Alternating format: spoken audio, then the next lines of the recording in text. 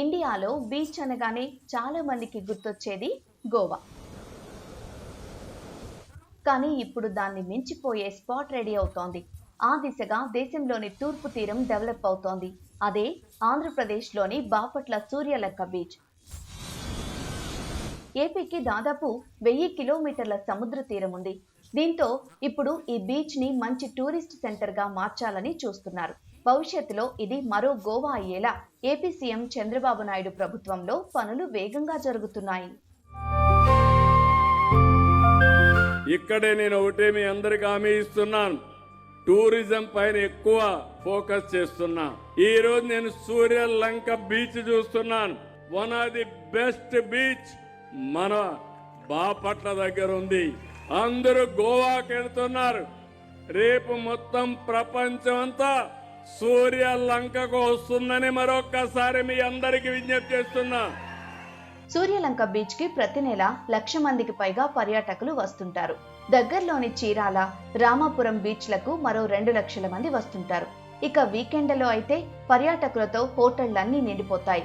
దీంతో కొన్ని హోటళ్ల ధరలు 3,000 నుంచి 7,000 రూపాయల వరకు పెరుగుతున్నాయి.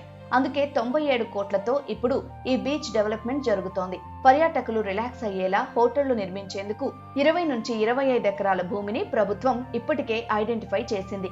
ప్రతి నెల 5 లక్షల మంది పర్యాటకులు రావాలనేదే ప్రభుత్వ లక్ష్యం. ఏదేమైనా ఇప్పటి వరకు ఏ హడావిడి లేకుండా ఉన్న సూర్యలంక బీచ్ భవిష్యత్తులో టూరిస్టులతో బిజీ కానుంది.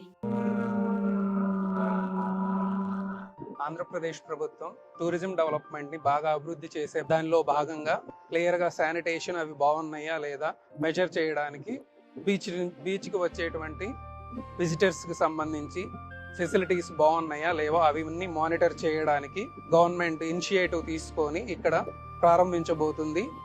ఇక్కడ విజిటర్స్ కోసం అడ్వెంచర్ స్పోర్ట్స్ ఈవెంట్ స్టార్ట్ చేశారు. గోవాకు చాలా ఏళ్లుగా టూరిజం స్పాట్ గా మంచి పేరుంది.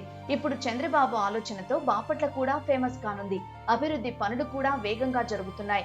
यहाँ पे 3 दिन से राइड्स कंटिन्यू हमारे पास बहुत ही अच्छा क्राउड के साथ यहाँ पे देखने को मिल रहा है और continue back to back rides ही यहाँ पे जनरली देखा जाए तो उसी राइड बेस को देखते हुए काफी लो प्राइस में यहाँ पे फ्लाइंग की जा रही है.